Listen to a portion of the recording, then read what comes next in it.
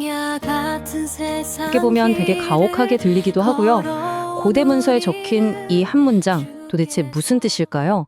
말씀을 따라 걷다 채널입니다. 푸른 초장교의 말씀 묵상. 오늘은 바로 이 데살로니가후서 3장에 담긴 강력한 메시지, 그리고 그 안에 숨겨진 진짜 의미가 뭔지 한번 같이 들여다보겠습니다. 만약에 내일 세상이 끝난다고 해도 나는 오늘 사과나무 한 그루를 심겠다. 여러분 이 말 들어보셨죠? 미래가 어떻게 될지 모른다고 해서 오늘 내가 할 일을 포기하지 않겠다는 거잖아요. 이 말이 정말 신기하게도 오늘 우리가 나눌 데살로니가후서 3장의 핵심을 정확하게 꿰뚫고 있습니다. 자, 그럼 여러분께 한번 진지하게 여쭤볼게요. 만약에, 정말 만약에 내일 세상이 끝난다면 여러분은 오늘 뭘 하시겠어요? 한번 생각해 보세요. 바로 이 질문에 대한 고대 데살로니가 교인들의 어떤 대답이요, 공동체 전체를 아주 심각한 위기에 빠뜨리게 됩니다. 대체 무슨 일이 있었던 걸까요? 자, 당시 역사적 배경을 좀 들여다봐야 하는데요. 데살로니가 교회 일부 사람들이요, 세상의 종말이 정말 코앞에 왔다고 믿었던 거예요. 그러면서 아니 이제 곧 세상 끝나는데 일은 해서 뭐해? 하면서 하던 일을 다 그만둬버린 거죠. 일상의 노동이 다 무의미하게 느껴졌던 겁니다. 그래서 사도 바울이 지적한 문제가 규모 없는 생활이라는 건데요. 이게 뭐냐면 요즘 말로 좀 쉽게 풀어서 설명해 볼게요. 그냥 아무 일도 안 하고 빈둥거리는 거예요. 그러면서 다른 사람들한테 밥 얻어먹고 거기에 그치지 않고 심지어 남의 일에 막 참견하면서 문제를 일으키는 딱 그런 태도를 말하는 거였습니다. 당연히 이런 규모 없는 생활은 공동체에 엄청난 악영향을 끼쳤겠죠. 일하는 사람들한테는 짐이 됐고요. 또 교회를 잘 모르는 외부인들이 보기에는 아니 저 사람들은 왜 저래 하면서 안 좋은 인상을 주게 됐죠. 다른 교인들한테도 부정적인 영향을 미치고 자기 가족에 대한 책임도 다 내팽개친 셈이니까요. 이건 뭐 공동체 전체의 건강을 갉아먹는 바이러스 같았다고 할 수 있겠습니다. 자, 그럼 바울은 이 심각한 문제를 어떻게 해결하려고 했을까요? 첫 번째 해결책은요, 놀랍게도 말이 아니었습니다. 바로 직접 행동으로 보여주는 거였어요. 모범을 보이는 것, 그게 시작이었습니다. 이 표를 보시면 상황이 아주 명확하게 보입니다. 사실 바울은 사도였기 때문에 교회로부터 재정적인 지원을 받을 권리가 있었어요. 복음을 전하는 사람이니까요. 그런데 그는 그 권리를 쓰지 않았습니다. 오히려 그가 선택한 건 뭐였냐? 밤낮으로 직접 일해서 자기 생활비를 벌고 누구에게도 짐이 되지 않는 거였어요. 바로 이 부분이 핵심입니다. 바울이 왜 그렇게 열심히 일했을까요? 그게 단순히 돈을 벌기 위해서가 아니었다는 거죠. 너희도 이렇게 해야 한다는 걸 직접 보여주기 위한 일종의 살아있는 교과서, 의도적인 가르침이었던 겁니다. 자, 이렇게 모범을 보인 게 첫 번째 해결책이었고요. 이제 두 번째 해결책으로 넘어가 보겠습니다. 여기서 드디어 이 가장 유명하면서도 또 가장 많은 오해를 받는 그 명령이 등장합니다. 바로 이겁니다. 누구든지 일하기 싫어하거든 먹지도 말게 하라.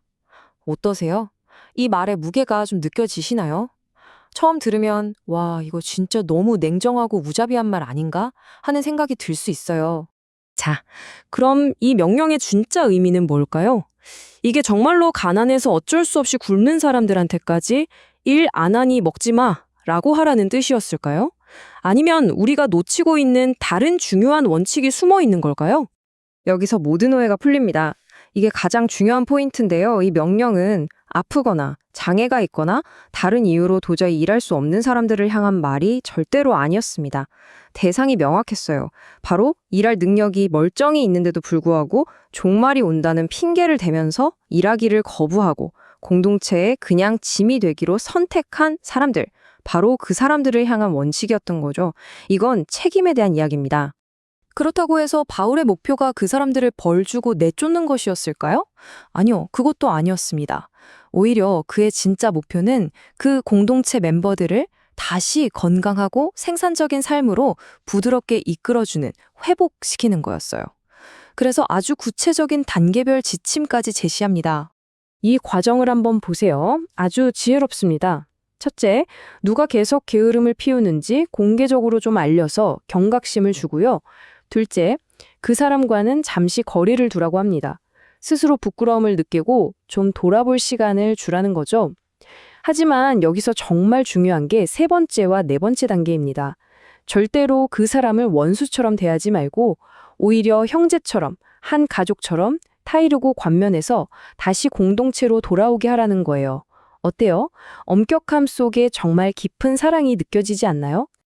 자, 이제 마무리할 시간인데요. 이 수천 년 전의 이야기가 오늘날 우리에게 어떤 교훈을 주는지 그 시대를 초월하는 원칙들을 한번 짚어보겠습니다. 이 표가 오늘 이야기의 핵심을 딱 정리해주네요. 첫째, 노동의 존엄성. 일이라는 건 그냥 돈벌이가 아니라 우리 삶을 의미 있게 만드는 아주 명예롭고 중요한 부분이라는 거고요. 둘째, 개인의 책임. 우리 각자는 자기 몫을 다하고 공동체에 기여할 책임이 있다는 겁니다. 그리고 마지막으로 공동체의 건강. 건강한 공동체라는 건요, 그냥 무조건 다 봐주는 게 아니라 따뜻한 사랑과 함께 서로에 대한 책임감이 균형을 이룰 때 가능하다는 거죠. 결국 메시지는 아주 분명합니다. 세상의 끝이 언제 올지 모른다는 이유로 오늘 나의 삶, 나의 책임을 내팽개치는 건 결코 올바른 태도가 아니라는 거죠. 오히려 우리가 매일매일 성실하게 살아가는 그 일상이야말로 우리 삶의 목적을 이루어가는 정말 소중한 과정이라는 겁니다. 자, 다시 우리가 맨 처음 봤던 그 문장으로 돌아가 볼까요? 미래가 어떻게 될지는 아무도 모르지만 바로 오늘 여러분이 심어야 할 사과나무는 무엇인가요? 어쩌면 그게 여러분의 직업일 수도 있고 가정에서의 책임일 수도 있고 또 오늘 하루를 성실하게 살아내는 그 마음 자체일 수도 있겠습니다. 지금까지 말씀을 따라 걷다 채널이었습니다. 오늘도 말씀과 함께 평안한 하루 되시길 바랍니다. 생명의 말씀으로 우리를 새롭게 하사 푸른 초장으로